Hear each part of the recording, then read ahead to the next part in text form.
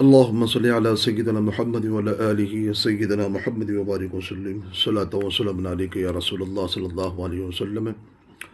ماہ شعبان المعظم کا یہ مہینہ درمیان میں ہمارے موجود ہے اور شب برات کی رات 15ویں شب آنے والی ہے، اور اس لحاظ سے کہ شب برات کے اندر کچھ مرحومین جو گزر چکے ہیں، رشتہ دار جو گزر چکے ہیں، تو ان کے لیے ایصال ثواب، ان کے لیے مغفرت، دعائے خیر کرنا، پھر ان کے لیے صدقہ و خیرات کیا جاتا ہے، پھر ان کے لیے قرآن خوانی اور قرآن کی آیتیں، تسبیح و تحلیل پڑھ کر ان کے لیے ایصال ثواب، ان کے لیے بخشش کی دعا کی جاتی ہے۔ اس میں سے کچھ ایسے طبقے ہیں جو مسلمان نام و نہاد ہے، کلمہ پڑھنے کے باوجود بھی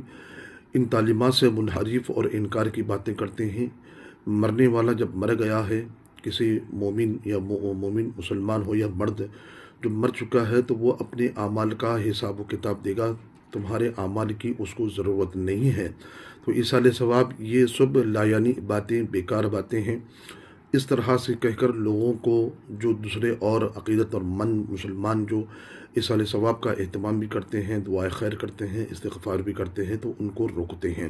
تو لہٰذا شب برات کی رات آنے والی ہے،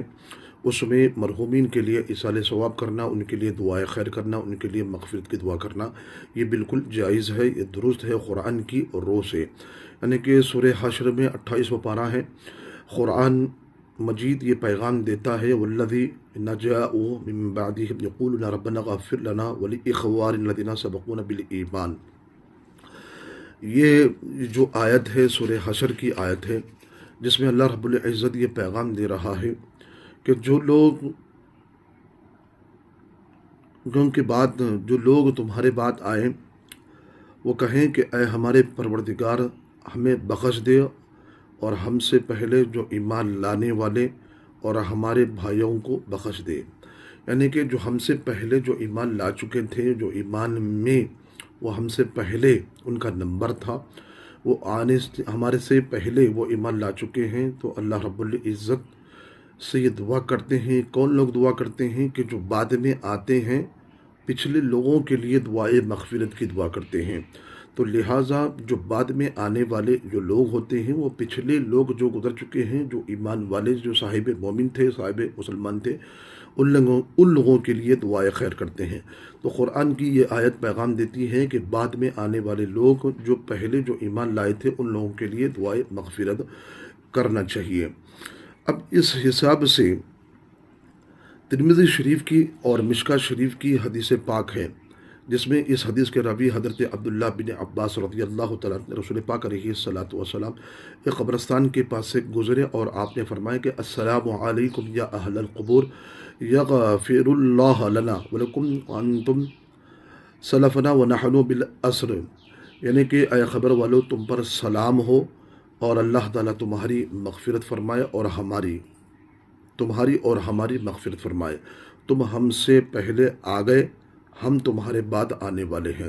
یعنی کہ ترمذی شریف، مشکوہ شریف کی حدیث پاک سے یہ پیغام رسول پاک علیہ الصلاۃ والسلام کا ملتا ہے کہ سرکار قبرستان کی طرف سے گزر رہے تھے، آپ نے ان کو سلام بھی کیا، خبر والوں کو، پھر ان کے لیے دعائے مغفرت کی دعا دیتے ہوئے فرمایا کہ ہماری مغفرت ہو اور تمہاری مغفرت ہو، تم ہم سے پہلے گزر چکے ہو، ہم تمہارے بعد آنے والے ہیں۔ تو یہ اسلام پیغام دیتا ہے کہ جب بھی گزرے قبرستان پہ، ان کو سلام کیجیے اور ان کے لیے دعائے مغفرت بھی کیجیے، اور ہمارے لیے بھی مغفرت کی دعا کرنا چاہیے۔ اس حدیث پاک سے ہم کو یہ پیغام ملتا ہے۔ دوسری حدیث پاک ہے مسلم شریف کی اور مشکوہ شریف کی، جس حدیث کے راوی حضرت ابو ہریرہ رضی اللہ تعالیٰ عنہ فرماتے ہیں، جب انسان مر جاتا ہے تو اس کے اعمال منقطع ہو جاتے ہیں۔ اب مرنے کے بعد اس کے کوئی اعمال، اب وہ اعمال کوئی کر نہیں سکتا ہے۔ ہاں، مرنے کے بعد کچھ ایسے اعمال ہیں جو اس کے خبر میں بظاہر اسے اس کا ثواب پہنچتا رہتا ہے، مگر 3 عمل کا ثواب اس کو پہنچتا ہے۔ ایک تو صدقہ جاریہ، یعنی کہ صدقہ، یعنی کہ اچھے کاموں میں کسی کو پیسے دیا، کسی کو کپڑا دیا، یا کسی کو کوئی ایسی چیز بنا دی، نہر، کنواں یا مسافر خانہ یا کوئی مسجد یا کوئی ایسی چیز جو نیک اللہ کی راہ میں راہ للہیت کے لیے اس نے یہ صدقہ جاریہ کے لیے بنا دیا، لوگ اس سے فائدہ حاصل کرتے رہیں گے انشاءاللہ العزیز۔ اس کا فائدہ، اس کا ثواب مرنے والے کی قبر میں اس کے روح کو پہنچتا رہے گا۔ اس کا ثواب، یہ بھی ثواب اس کا منقطع نہیں ہوگا۔ کیوں؟ اچھی نیک نیت سے اللہ کی راہ میں اچھا کام کر کے، ایجاد کر کے جو ہے جب گزر گیا تو اس کے نام اعمال میں بھی اس کا ثواب یہ صدقہ جاریہ پہنچتا رہے گا۔ اور وہ علم جس سے نفع حاصل کیا جائے، یعنی کہ کسی کو بھی اگر اچھا علم اگر سکھایا جو فائدہ مند علم ہے، جو گمراہی سے بچاتا ہے، لیکن وہ علم جو اس کی روشنی کے لیے اس کا روشنی کا سبب بنا ہے، یعنی کسی کو قرآن سکھا دیا، کسی کو حدیث سکھایا ہے، کسی کو دعائیں سکھایا ہے، اور کسی کو عالم بنا دیا ہے، کسی کو محدث بنا دیا ہے، کسی کو اچھا علم سکھا دیا ہے، وہ علم کا ثواب بھی مرنے والے کی روح کو اس لیے ثواب پہنچتا ہے۔ یعنی کہ جس نے سکھایا اگر وہ مر گیا ہے، وہ علم کا ثواب اسے ملتا ہے۔ اور نیک بیٹا جس نے چھوڑا ہے، جس نے اپنے نیک بچے، اپنے نیک اولاد کو، نیک بیٹے کو اچھا، نیک اور سچا بنایا تھا، اور وہی نیک بیٹا جب اچھے اعمال کرتا ہے تو وہ نیک اعمال کا سبب بھی پروردگار اس کو بھی عنایت عطا فرماتا ہے۔ تو نیک بیٹا بھی، اور نیک بیٹا جب ہوتا ہے تو پھر اس کے لیے دعائے خیر کرتا ہے، دعائے مغفرت کرتا ہے، تو اس کا ثواب بھی مرنے والے باپ کو بھی اسے ملتا ہے۔ تو لہٰذا ہم کو بیٹے کو بھی ایصال ثواب، مغفرت کی دعائیں وغیرہ طور طریقہ بھی سکھانا چاہیے، اسے علم بھی سکھانا چاہیے، اور صدقہ جاریہ کی اعمال بھی ہم کو کرنا چاہیے۔ مرنے کے بعد اس کا ایصال ثواب بھی ہم کو پہنچتا ہے۔ تو لہٰذا ہم کو یہ اعمال کرنا ہے، یہ اعمال کے ذریعے سے مغفرت بھی ہماری ہوتی ہے، ثواب بھی پہنچتا ہے۔ سفیان بن عیینہ، یہ حکایت کے طور پہ ایک واقعہ پیش کیا جاتا ہے۔ سفیان بن عیینہ یہ ایک بہت بڑے محدث ہیں وقت کے۔ جب سفیان بن عیینہ کے والد محترم کا جب انتقال ہوا تو آپ بڑے غمزدہ ہوئے، تو آپ اپنے والد محترم کی قبر مبارک پر آتے رہے، اور ان کے لیے ایصال ثواب یعنی کہ دعائے مغفرت کرتے رہے۔ تو چند دن کے بعد آپ آتے رہے، جاتے رہے، لیکن ایک مرتبہ ایسا ہوا کہ کچھ دن کے لیے آپ تشریف، آپ کی والد محترم کی خبر پہ تشریف نہ لے گئے، تو آپ کے خواب میں، سفیان بن عیینہ کے خواب میں آپ کے والد محترم تشریف لائے، کہا کہ بیٹا تم ہماری خبر پر آتے رہے، دعائے مغفرت کرتے رہے، کہ تم اب کیوں نہیں آ رہے ہو؟ تو آپ نے خواب ہی میں اپنے والد محترم سے پوچھا کہ بابا جان، کیا آپ ہمارا قبرستان پہ آنا، آپ کی خبر پہ آنا، یہ فاتحہ پڑھنا کیا تمہیں معلوم ہوتا ہے؟ تو آپ کے والد محترم نے فرمایا اپنے بیٹے سفیان بن عیینہ کے، بیٹا تو جب تم آتے ہو قبرستان پہ کتنی مرتبہ آئے ہو وہ بھی جانتے ہیں، اور تمہارے آنے سے ہمارے ہمسایہ جو پڑوسی جو آس پاس کے جو قبرستان والے جو ہوتے ہیں وہ بھی خوش ہوتے ہیں۔ تو تمہارے آنے سے جب تم دعائے خیر کرتے ہو، مغفرت کرتے ہو، آس پاس کے لوگ بھی خوش ہوتے ہیں، خوش و خرم بھی ہوتے ہیں، اور تمہارا آنا بھی ہمیں پتہ ہوتا ہے، اور تم دعا کرتے ہیں وہ بھی ہمیں پتہ ہوتا ہے۔ اور دوسری حدیث پاک میں یہ دیکھیے، بخاری شریف میں فی الادب میں اخرجہ البخاری فی الادب عن ابی ہریرہ شرح الصدور، علامہ جلال الدین سیوطی نے اپنی کتاب میں لکھا ہے۔ اس حدیث کے راوی ابو سعید خدری رضی اللہ تعالیٰ عنہ، رسول اللہ صلی اللہ علیہ وسلم فرماتے ہیں، رواہ الطبرانی فی الاوسط میں بھی ہے یہ حدیث پاک، قیامت کے دن ایک شخص کی نیکیاں پہاڑ کے مثل ہوں گی، پہاڑ کے مثل، یعنی قیامت کے دن ایک شخص کی نیکیاں پہاڑ کے مثل ہوگی۔ وہ کہے گا یہ مجھے کہاں سے مل گئی؟ تو اسے کہا جائے گا یہ تیرے بیٹے کی ہے، تیرے لیے استغفار کی وجہ سے۔ اللہ اکبر۔ جب وہ مر گیا تھا، اس کے پاس کوئی عمل نیکیاں نہیں تھی، لیکن جب وہ قبر میں گزر گیا تو اس کے لیے استغفار، دعائے خیر، اور جیسا کہ زیارت ہے، جیسا کہ اس طرح کا 10واں ہیں، 40واں ہیں، برسی ہے، ہر سال اس کے لیے، اپنے والد کے لیے، اپنے رشتہ داروں کے لیے، زندے لوگوں نے ان کے لیے دعائے خیر کرتے رہے، صدقہ خیرات، کھانا وغیرہ جو کھلاتے رہے، تو وہ ثواب کی شکل پہاڑوں کی مانند بن جاتا ہے، اور وہ شخص دیکھ کر قیامت میں کہتا ہے کہ مولا یہ تو میں نے نئی نیکیاں تو کی نہیں تھی، لیکن یہ نیکیاں پہاڑ کی مثل مجھے کیوں عطا کی جا رہی ہیں؟ کہا جائے گا یہ تمہارے بیٹے نے تمہارے لیے استغفار اور دعائے خیرات کیا تھا، وہ ان کی مثل ہے، یہ ان کا ثواب ہے، یہ اجر تمہیں دیا جا رہا ہے۔ تو لہٰذا ہم کو چاہیے کہ ایصال ثواب یعنی کہ دعائے مغفرت خیرات صدقہ خیرات بھی کرنا چاہیے، تو اس کا ایصال ثواب بھی مرنے والے کو بھی ملتا ہے، قیامت کے دن تمہیں دیا جائے گا۔ تو لہٰذا اس سے ہم کو یہ بھی ہے کہ اللہ رب العزت جنت کے اندر بھی اس کے نیک بندہ جب ہوتا ہے اس کے درجات کو بھی بلند کر دیتا ہے دعائے مغفرت کی وجہ سے۔ اے پروردگار یہ درجہ کہاں سے ملا ہے؟ تو کہا جائے گا یہ تیرے بیٹے کی تیرے حق میں دعائے برکت ہے، یعنی کہ جب بیٹا تمہارے حق میں دعائے مغفرت کرتا ہے، اللہ تمہارے اس والد کے اس کے رشتہ داروں کے درجات کو بھی بلند کر دیتا ہے۔ کس کے لیے؟ کس وجہ سے کہ اس بیٹے نے اپنے والد کے حق میں دعا کی تھی، اللہ رب العزت اس کے درجات کو بلند فرما دیا ہے۔ پھر اس کے بعد یہ شرح الصدور میں بھی ہے، حضرت ابن عباس رضی اللہ تعالیٰ عنہ فرماتے ہیں، رسول اللہ پاک علیہ السلام فرمائیں گے خبر میں میت پانی میں ڈوبنے والے کی طرح ہوتی ہے۔ مرنے والا جب مر جاتا ہے تو خبر میں جب اس کو اتارا جاتا ہے میت کو،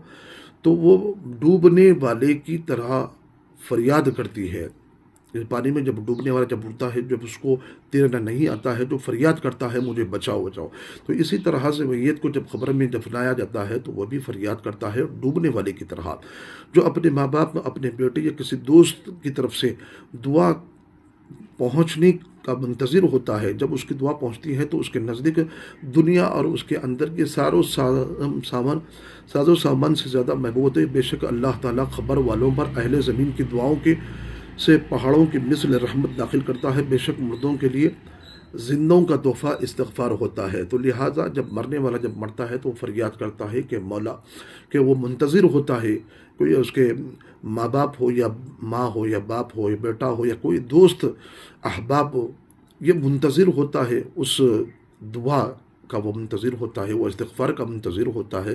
کہ اگر وہ اس کے لیے جب دعا پہنچتی ہے، وہ استغفار کی دعا جب پہنچتی ہے، دعا خیرات جب اس کے لیے پہنچتا ہے، تو وہ اس کے لیے دعا جو ہے دنیا اور ساز و سامان سے زیادہ اس کے لیے معافیہ سے محبوب ہوتی ہے، زیادہ پسندیدہ ہوتی ہے۔ تو لہٰذا اس کے لیے دعائے خیر مثل پہاڑ کی طرح بن جاتی ہے اور وہ منتظر ہوتا ہے، اس کے لیے دعائے خیر اور مغفرت کی دعا کرنا چاہیے۔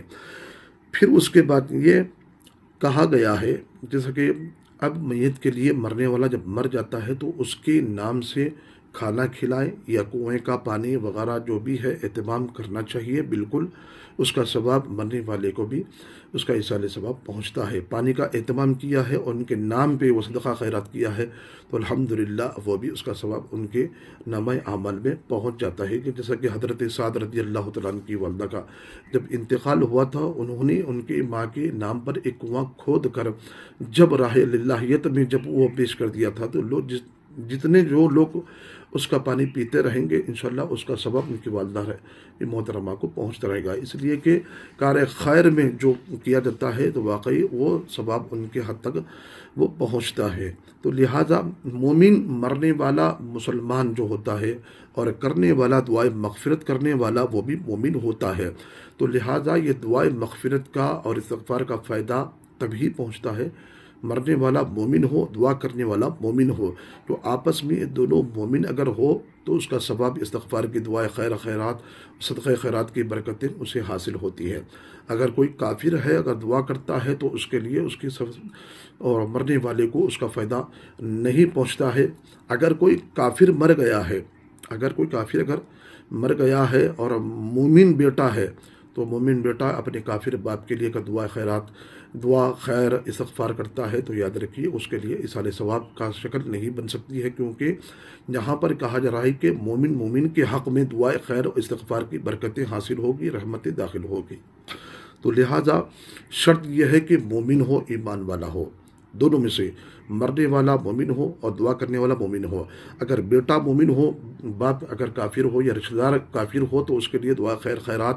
فائدہ نہیں دیتی ہے۔ اگر مرنے والا اگر مومن ہے اور دعا کرنے والا اگر کافر ہو تو یاد رکھیے کہ یہ بھی اس کے لیے شکل یعنی کہ اس کے لیے فائدہ نہیں بنتا ہے۔ تو یہ تمام چیزیں ہیں۔ اور ایک حدیث پاک بھی ہے، طبرانی کی ہیں۔ حضرت انس بن مالک رضی اللہ تعالیٰ عنہ فرماتے ہیں رسول اللہ صلی اللہ علیہ وسلم نے فرمایا، جن کا کوئی آدمی وفات پا جاتا ہے اس کی طرف سے صدقہ کرتے ہیں تو اس کا صدقے کو جبرائیل علیہ السلام نورانی طبقوں میں ڈال کر لے جاتے ہیں اور خبر کے کنارے کھڑے ہو کر فرماتے ہیں کہ اے گہری خبر میں مگر یہ تیرے اہل کی طرف سے یہ ہدیہ آیا ہے، اس کو قبول فرما۔ تو میت خوش ہوتا ہے اور خوشی مناتا ہے، اور اس کے ہمسایہ غمزدہ ہوتے ہیں، ان کی طرف سے کوئی ہدیہ نہیں بھیجا گیا۔ تو آپ دیکھیے، یہ ایک صدقہ جو استغفار، یہ دعا خیر خیرات، جو صدقہ کسی بھی شکل میں اس نے پیدا، یعنی کہ کسی مرنے والے کو، اب اپنے ماں باپ ہو یا رشتہ دار کو جب یہ بھیجا تھا، یہ صدقہ یا صدقے کا ثواب جب اس نے بھیجا ہے، تو جبرائیل علیہ السلام نورانی طبق میں رکھ کر